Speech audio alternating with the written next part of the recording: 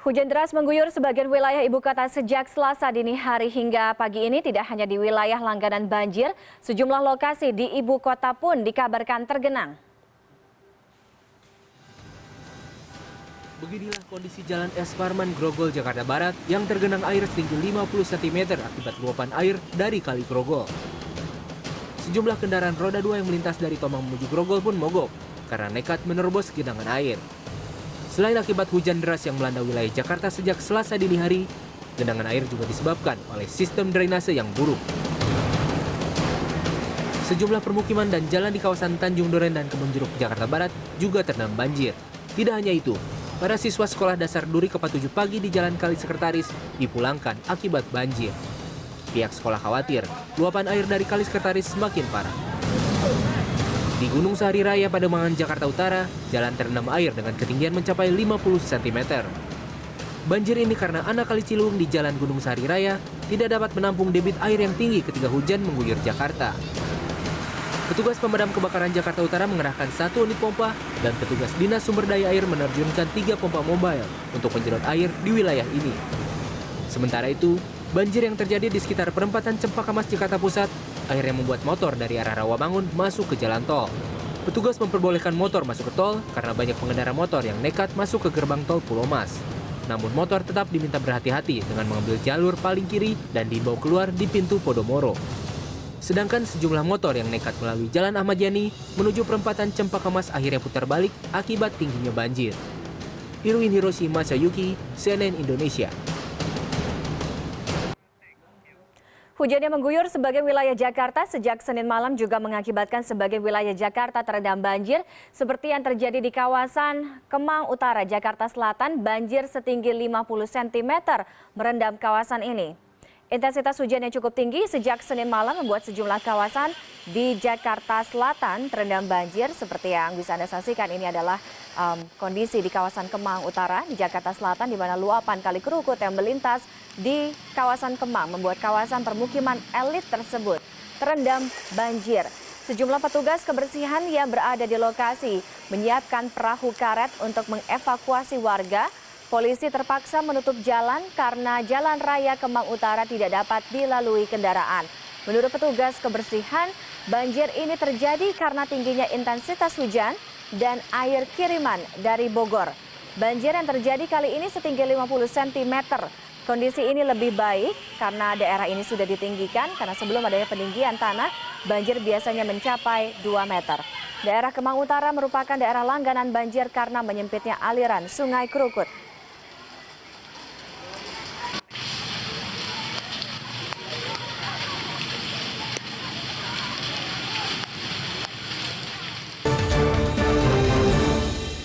Kita bergabung dengan Silvano Hajid yang saat ini berada di Cipinang Melayu dan juga ada Raff Kaffi yang berada di kawasan Cawang, Jakarta Timur untuk mengetahui update terkini. Kita ke Silvano terlebih dahulu. Vano, bagaimana kondisi di lokasi Anda berada saat ini?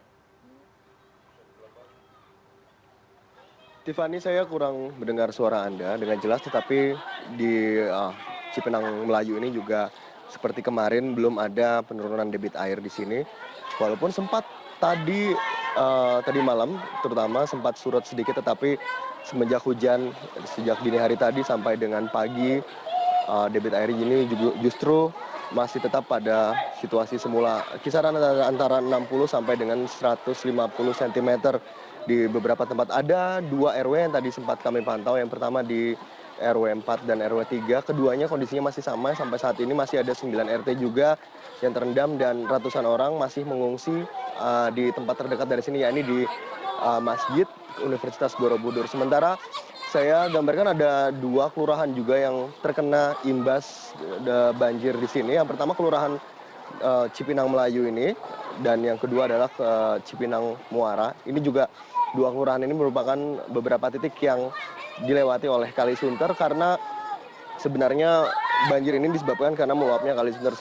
Sama seperti dengan tahun lalu ketika Kali Sunter meluap, banjir kerap terjadi di beberapa titik di daerah yang dilalui oleh Kali Sunter. Tetapi kali ini karena musim hujan dengan intensitas hujan yang cukup tinggi menyebabkan banjir meluas di beberapa wilayah di sekitar Kali Sunter. Sementara kalau misal saya bisa gambarkan, tempat saya berdiri ini merupakan di RW 4, agak sedikit bergeser dari RW 3. Ini juga merupakan salah satu daerah yang menjadi sorotan baik dari Pemprov DKI Jakarta untuk melakukan bantuan, karena di sini otomatis beberapa rumah juga sudah mati listrik, artinya listrik dipadamkan. Beberapa rumah yang lebih tinggi digunakan oleh beberapa warga untuk menginap atau untuk mengungsi, karena di Masjid Universitas Borobudur juga tidak bisa diandalkan karena sudah menampung banyak orang juga di sana. Sementara bantuan yang datang ke sini untuk sementara ini difokuskan pada makanan jadi atau makanan yang siap saji seperti nasi bungkus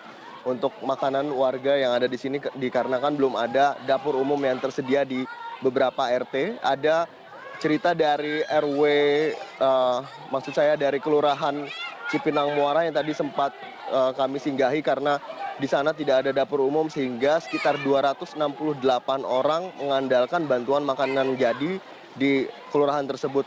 Karena Kelurahan Cipinang Muara ini pemisah antara permukiman dengan sungai adalah satu rumah. Jadi bisa dibayangkan betapa deras arusnya jika dibandingkan dengan RW 4 ataupun dengan RW 3 di Kelurahan Cipinang Melayu di sini tempat saya berdiri.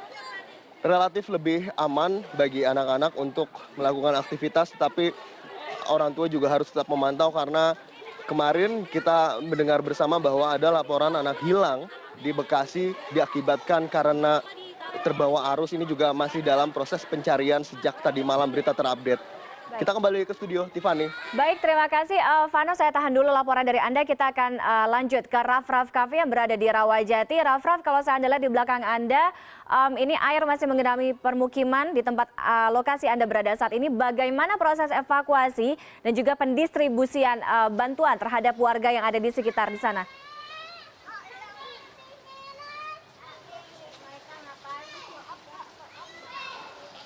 Ya, Tiffany, mohon maaf kami tidak begitu jelas mendengarkan suara Anda dari studio. Namun dapat kami laporkan bahwa pada pukul 11 tadi, pada saat saya mengamati kawasan ini, banjir di kawasan Rawajati, Pancoran, Jakarta Selatan ini sebenarnya tadi tidak begitu menggenangi lapangan ini. Namun 1,5 jam kemudian, ini ke lapangan sudah kembali tergenang lagi oleh banjir. Ini menandakan bahwa debit air Sungai Ciliwung, di mana Sungai Ciliwung itu yang dekat dengan pemukiman bina warga di kawasan Rawajati, Pancoran, Jakarta Selatan ini juga sudah mulai naik levelnya begitu.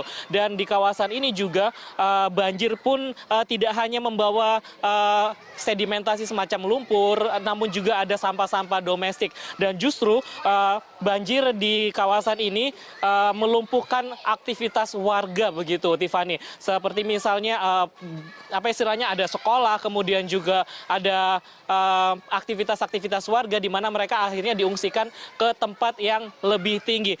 Seperti yang saya katakan tadi, bahwa salah satu kegiatan warga yang terhenti adalah di sini ada sekolah, yaitu ada PAUD, di mana pada hari ini sebenarnya kalau tidak banjir, sekolah ini berfungsi sebagaimana seperti biasanya. Namun karena banjir ini sudah merendam sekolah ini, maka tidak ada aktivitas atau proses belajar mengajar. Semakin saya turun ke bawah, semakin mendekati, kalau Anda dapat melihat di sana ada aliran Sungai Ciliwung. Ini debitnya sudah semakin deras begitu, dan akhirnya menggenangi bahkan hampir setinggi pinggang saya. Ini hampir setinggi pinggang orang dewasa, di mana warga sekitar sini saat ini juga sudah mulai mengungsi begitu ke tempat yang lebih tinggi. Seperti kita ketahui bahwa di sini pun juga dimanfaatkan oleh banyak anak-anak kecil untuk berenang, bermain, dan juga sebagainya. Kalau kita tahu, Tiffany, bahwa penyakit penyerta biasanya yang pasca banjir ini seperti misalnya penyakit kulit, kemudian juga penyakit-penyakit lainnya yang biasanya menyertai mereka setelah pasca banjir ini. Dan inilah yang harusnya menjadi perhatian pemerintah, karena sampai saat ini belum ada distribusi bantuan yang datang ke tempat ini. Hanya ada satu organisasi massa begitu yang tadi dapat kita temui di tempat yang lebih tinggi, yang membuka semacam posko begitu untuk membantu warga. Tiffany. Ya, baik, terima Terima kasih Raff dan juga sebelumnya ada Silvano Hajid. Kita tunggu bagaimana penanganan dan juga pendistribusian bantuan untuk warga-warga yang terkena banjir. Berikutnya